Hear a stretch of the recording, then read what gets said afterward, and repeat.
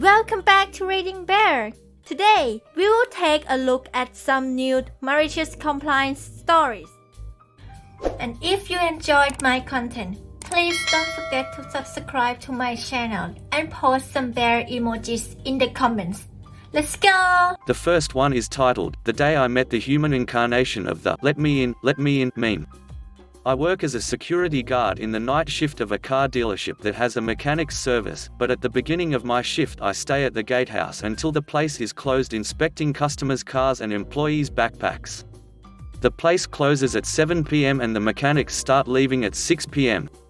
And around 6:40 p.m. enters Karen with the complete set, about 35 years old, 2 children in the car, and with that I want to talk to the manager, haircut, demanding, not asking, demanding, that I let her in because her car was doing the hibby-jibbies. I'm using this term because she didn't even knew what the problem was. She needed the repair for yesterday because she was in a hurry and insert Karen drama here, so I said we were already closing, that the mechanics were already gone and that she should come back tomorrow morning because the people responsible for receiving damaged cars were also gone.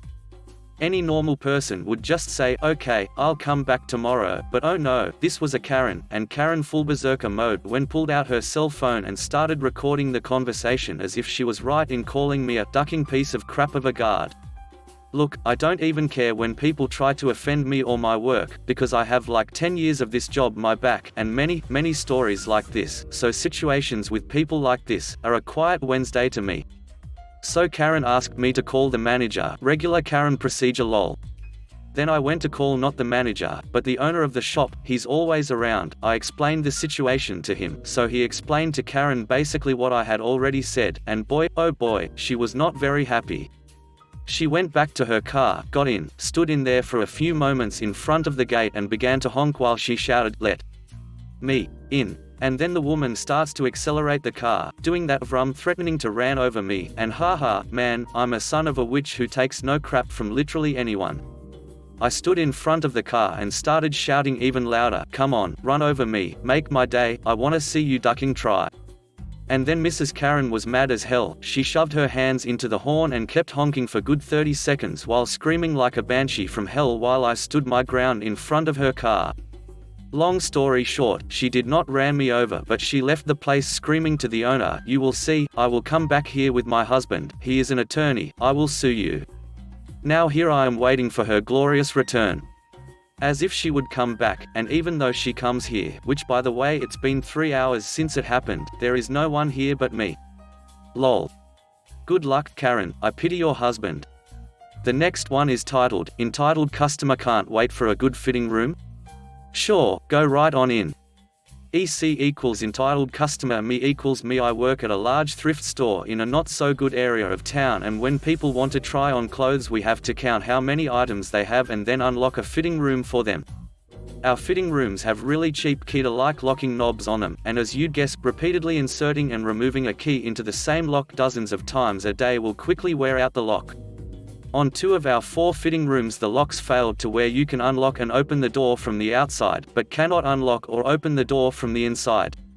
So if we let a customer into those fitting rooms, the only way they could get back out is if I came up with the key to let them out, or if they managed to crawl out through the rather large, to be honest, space between the bottom of the door and the floor. We wouldn't be able to get any work projects, pricing things, sorting donations, maintenance in general, etc. done if we had to come up to let people out every 5 minutes, so we just wrote "out of order" on the doors and left those 2 closed. Yesterday we were quite busy and it seemed like half the ducking city decided to come to our store, and since we have only 2 fitting rooms in proper working order, there was a line outside them. Not insane, maybe 4 to 5 people outside at the most, all being patient and understanding. Enter EC. EC, can I have a fitting room? Me, there are only 2 that work right now and both of them have someone inside. You'll have to wait in line. EC, fitting rooms don't just go out of order, that's not how that works. Me, the door can open from the outside but not inside. You'd get stuck inside if I let you in. EC, whatever, you can open it from the outside, so just let me in. I look over to my manager who is a few aisles over and I erase "out of order" off the door and I go ahead and let EC inside. Sure enough, about 10 minutes later you can hear aggressive doorknob jiggling followed by EC screaming for someone to come let her out. The next one is titled, Minnows and a Boat Pass. During the mid-2000s I had a summer job at a marina. Two things we sold a lot of were boat launch passes and live minnows. We charged $3 for the boat launch and $1.50 per dozen minnows. I don't know if you've ever dealt with live minnows before, but they die in the tank a lot. There was no real need to count them as we would buy so many extra, and when they would die we'd toss them off the dock for our pet fish to eat. We bought them by the gallon and there was always at least 20 gallons available at any time. When I would prepare a bag, I would take a big scoop per how many dozen sold and call it good. One scoop probably had a 3 or 4 dozen minnows in it. The customer would buy a few dozen and get way more than what they paid for. This one dude in his late 40s hurriedly comes in wanting a boat launch pass and 1 dozen minnows. Right. Now. I ring him up and we head outside to get the minnows. I fill the bag with water, get a big old scoop of minnows, toss them in and tie the bag closed all in about 15 seconds, like I'm a machine as I had done his many times before. He gets grumpy at me. He said something about me shorting him on minnows and I thought he was joking like most of the fishermen do. I laughed a little and reached out to hand him the fish. He refuses them and is now telling me how upset he is because I shorted him by being lazy. Me, do you want me to pour these back in and make sure you get all of your minnows? A stupid smirk appears on his face. He loves this idea and demands I follow through on my suggestion. I pour the 40 to 50 minnows out, add fresh water to the bag, individually scoop and count out 12 minnows, tie the bag and hand them to him. His face said it all. He had realized he was being in a hole. Damn, I should have kept my mouth shut. He let out a small nervous laugh and just like that, he walked out of my life forever.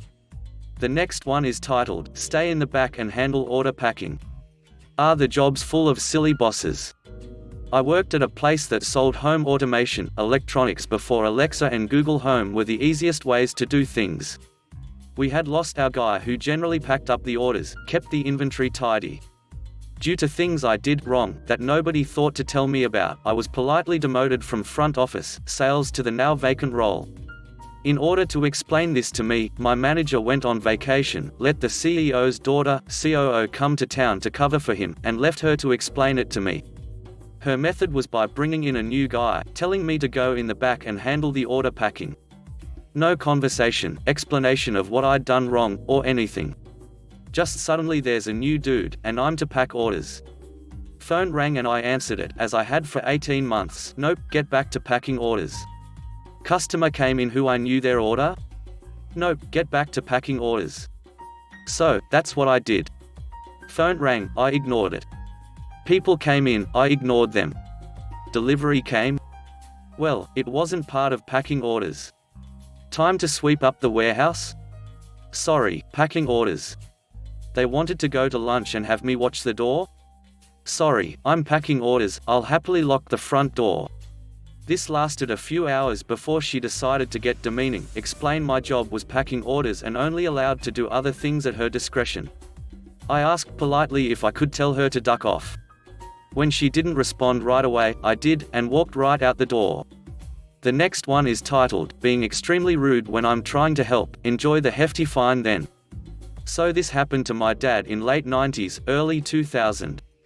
He was a flight engineer, at the time on a Boeing 747. Disclaimer, I'm not a pilot and I'm only writing this out of memory, so for any pilots out there, please don't judge my lack of knowledge too harshly lol. It's the general idea that counts. Background, now before every takeoff, the FAA was supposed to calculate a bunch of stuff, took about 8 minutes, for a takeoff at full thrust and or if the situation was right, less than full. For an extra 30 seconds my dad would usually just calculate both and hand the papers to the captain, and they can choose the one they want. No one ever had a problem with this, and most were impressed and grateful because often they would ask the FAA to make the other one anyways, foreshadowing anyone. The characters, D, my dad, C, the captain, Fo, first a fisher now the main story. C was 3 months away from retirement and was the most entitled captain my dad had ever flown with up to this point. He quickly realized this when, after giving him the 2 sheets before takeoff. C looks at them, and throws full thrust sheet at him in a "I'm way better than you peasant, you're just an idiot" kind of way. My dad is startled and C says something along these lines: "C, do you know the 8 things you have to consider when making these calculations?" D, "Yes, it names them all." C, slightly surprised, "Well then, you should know that I only want the less than full thrust one." Owen, "You're still on probation, right?" My dad is taken aback by his sudden rudeness and doesn't reply. C, "Yeah, you are. Now learn something from this." They were heading to England and C, just a massive entitled jerk the whole flight. After an overnight stay, it's time to head back. Malicious compliance, now on most takeoffs. The 747 didn't do full thrust. It just saves fuel, which saves money and makes the companies operating them happy. London was a different story, however. Without full thrust, the plane wouldn't be able to climb fast enough to avoid triggering the noise sensors on the ground. That would just mean the plane is too low, therefore too loud for the people below, and would then lead to the company getting fined a few $1,000s. My dad was fully aware of this, but in true malicious compliance fashion, only wrote down the less than full thrust sheet. He gives it to the foe, which then reads it over to make sure everything is correct. He realized my dad's mistake, looks at him, is about to say something, but then smiles. "Foe, all is correct." C, smirk smile. "C, you do learn." They take off and C is actually almost pleasant on the way back, most likely because he thinks he's won or something stupid like that.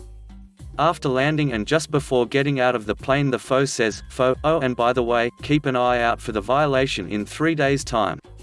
C, suddenly on the defensive, "What? No. We did everything properly, nothing went wrong, and what are you talking about?" Foe, "London, we needed full thrust to avoid the noise sensors, I thought you would have known this." C, realizing the mistake, face turning pale. Foe, "And with how you treated D, do you really think we would have reminded you? So yeah. You're getting a noise violation.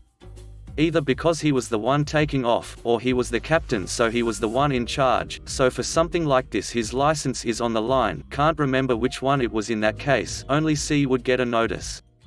Since my dad was still on probation he couldn't say anything, so was really happy the foe stepped up. Apparently C's face was priceless. A mix of hatred, confused, defeat. The whole shebang. The aftermath, sadly, since my dad's company didn't have any memos or procedures for the special takeoff at London, it was mostly common knowledge. C didn't get in trouble or have it stated in his license record or anything, kind of a bummer, and the company paid the fine, double bummer in my opinion. However, he was known as M Perfect and had his face on many of the company websites and papers. Getting a call from a manager about that was a massive hit to his ego. My dad never got to fly with him before he retired, but it would have been interesting to see if C treated him with more respect or made his life a living hell on future shifts. The next one is titled, "Won't Fix the Washer Dryer in Winter." Okay. So many years ago after I graduated I was lucky enough to get on a scheme for health workers to make it affordable to buy your first home in UK. But had to have started work. I couldn't start because I had nowhere to live. They couldn't find accommodation in the hospital so I had to rent a place myself. The rental agency told me a rolling monthly contract, all I needed until my place was built, was okay, and stupid 18 years old me didn't read the contract fully. So it gets to November, 2 months in, my place I'm buying is ready middle of next month, so I give notice for November and end of December, about 7 weeks given when you only give a month. They tell me that it's a 6-month minimum and show me in the contract where it's at. We argue as I have emails from the rental agency staff, but I drop it. The rent is cheap and ultimately I signed the contract. They get a lot of business from hospital staff though. They stopped being referred to when I told the contact at the hospital, so they lost easy business, and they knew it was me, so got pretty shitty with me. At the start of December the washer, dryer broke. In UK have machines that do both in smaller places instead of separate washing and drying machines. It wouldn't drain fully. There was a thing I could remove at the bottom and ask the water would come out into the floor, but it was too low to catch it by any means, and it also wouldn't spin or dry. I emailed the rental agency. They suggested I set my clothes outside until I moved out. They said since I had told them I would be vacating the property in a few weeks they would wait. I reminded them it was December, and my clothes would freeze, plus it was a bad neighborhood, so didn't want to dry outside. They persisted. I showed them the contract where washer-dryer was included and repairs or replacement of included white goods was supposed to happen within a week. They persisted. They suggested drying indoors or offered to reimburse laundrette use. I said indoors might cause too much humidity, seemed like a bad idea to me, so off I went to the laundrette. They refused to reimburse when I took them the receipt. I decided to dry my laundry in the rental using the heating following their recommendation, and continued to do so for the few weeks I had left. Moving day came and we took most of our stuff and left a few things to stop them moving anyone else in while we still rented it. I noticed a bit of mold on the wall of the closet as I got the last of my things out of it. They asked to come do final inspection and I said no, they could wait until my last day of tenancy, not occupancy. Didn't give me the long enough notice to do non-emergency inspections, so I denied any access requests when previously I had been okay with that. I went back to the rental a few days before last day. The mold had spread in the 2 and a bit months halfway up every wall in the living room and I think under the kitchen units where the water hasn't gotten stagnant. Like it looked like bad wallpaper color choice. It was insane. They came for final inspection, said they would deduct all of my deposit and took pictures, and also suggested a possible civil lawsuit as the damage was above the deposit amount. Now in the UK at the time, deposits had to be kept separate and most rental agencies used a firm or some government program that required sign-off from the tenant about deductions and they could be contested. I contested it using the emails as evidence and won, so all my deposit was returned to me. Never heard anything back about a civil suit either. The next one is titled, "May I Suck Your Succulent?" So, I worked for this torturous company that was destroying me slowly, sort of like a Venus flytrap, but worse. The company gave out demerit points for rules that were broken. For instance, if you forgot to put a cover on your coffee mug, 2 demerit points. If you forget your gate card, 1 demerit. If you exceeded 5, you attended an hour-long video explaining the company's demerit system while sitting next to a duckster from our. Demerits were erased every year on your hiring date, giving you back your squeaky clean slate. No doubt these rules were originally intended for the penal system, aptly named penal. Let's say you were getting 6 months of weekly allergy shots. You would be required to bring in individual doctor's notes, 1 per visit. I made the horrific mistake of thinking my doc could write 1 note stating Monty will be receiving 6 months of treatment starting on September 8 once weekly, saving the embarrassment of asking for a note at every visit, like in a hole. 3 demerits for breaking the doctor's note rule. Newt was a dumb lay thing, who was reluctantly placed in HR as a last resort. Newt collected medical notes, and kept track of demerits, earning him the name Demerit Dong. Dong had it out for me, ever since I came up with his nickname, but he hated me more for dodging demerits, and pushing the envelope as far up his butt crack as possible. The only thing that pleased Dong more than demerits was his nutty office plant collection.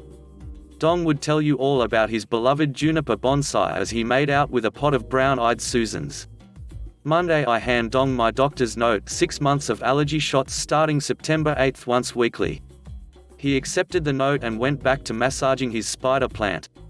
The very next week Dong notifies me I have 3 demerits. What the duck? I storm into Dong's office. He was tending to his mini cactus trio. I wave a copy of my note.